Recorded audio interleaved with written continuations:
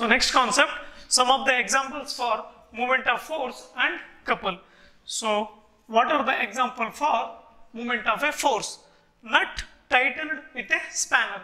So nut ಅನ್ನು ನಾವು spanner ಇಂದ tight ಮಾಡ್ತೀವಲ್ಲ, it is an example for movement of a force. So consider it is a nut. So it is a nut and it is a spanner. So ಈ spanner use ಮಾಡಿಕೊಂಡು ನಾವು nut ಅನ್ನು tight ಮಾಡ್ತಾ ಇದೀವಿ. So ಇದು fixed point and at some distance ನಾವು ಈ ಎಂಡಿಗೆ ಫೋರ್ಸ್ ಅನ್ನ ಅಪ್ಲೈ ಮಾಡ್ತೀವಿ.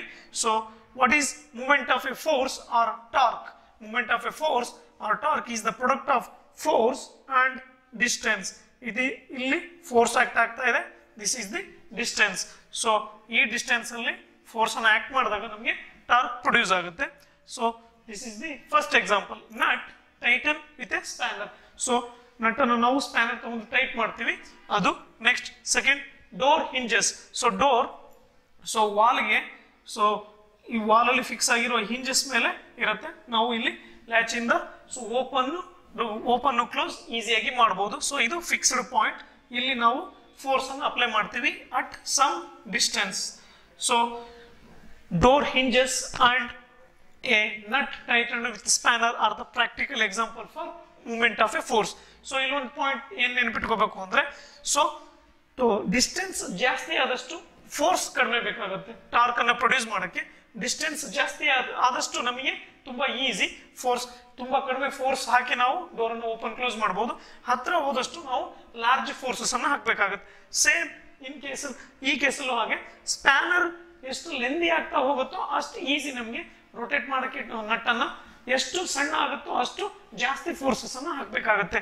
So the distance, as the distance increases from the point to force, the minimum force is required to turn.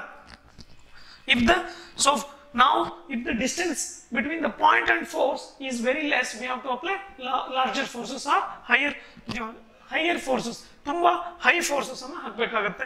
So distance is a very important. So a point in the distance ಎಷ್ಟು ದೂರ ಆಗುತ್ತೋ minimum force is required to produce torque. If the distance is nearer to that point, the force required to produce torque is very high. So these are the two practical examples for movement of a force. So next, couple. What are the practical examples for couple? Turning of tap. So ನಮ್ಮ house ಇದರಲ್ಲೆಲ್ಲ use ಮಾಡ್ತೀವಲ್ಲ tap. So turning of tap, ಇದನ್ನು ನಾವು ಹೀಗೆ ತಿರುಗಿಸ್ತೀವಿ. So force ಎರಡು equal but opposite in direction, parallel force but unlike parallel force. So ಇದು ಕಪಲ್ಗೆ example. ಹೇಗೆ? So ನಮ್ಮ ಥಂಬ್ ಮತ್ತೆ ಈ ಫಿಂಗರ್ ಇಂದ ಎರಡೂ ಕಡೆ ನಾವು ಫೋರ್ಸ್ ಅನ್ನ ಅಪ್ಲೈ ಮಾಡಿ ಕಪಲ್ ಕಪಲ್ ನಾವು ಪ್ರೊಡ್ಯೂಸ್ ಮಾಡ್ತೀವಿ. So turning of tap is a practical example for couple. So ಒಂದು ಫೋರ್ಸ್ ನಾವು ಥಂಬಿಂದ ಕೊಟ್ರೆ ಇನ್ನೊಂದು ಫೋರ್ಸ್ ಫಿಂಗರ್ ಇಂದ ಕೊಡ್ತಿರ್ತೀವಿ. ನೆಕ್ಸ್ಟ್, ಸ್ಟೀರಿಂಗ್ ವೀಲ್ ಎಲ್ಲ ಆಟೋಮೊಬೈಲ್ ವೆಹಿಕಲ್ ಅಲ್ಲೂ ಸ್ಟೀರಿಂಗ್ ವೀಲ್ ಅನ್ನು ನಾವು ಆಪರೇಟ್ ಮಾಡ್ತೀವಿ. ಸೊ ಒಂದ್ ಕೈಯಿಂದ ರೈಟ್ ಹ್ಯಾಂಡ್ ಇಂದ ಫೋರ್ಸ್ ಈ ಕಡೆ ಹೋಗ್ತಿದ್ರೆ ಈ ಹ್ಯಾಂಡ್ ಇಂದ ಲೆಫ್ಟ್ ಹ್ಯಾಂಡ್ ಇಂದ ಫೋರ್ಸ್ ಈ ಕಡೆ ಬರುತ್ತೆ.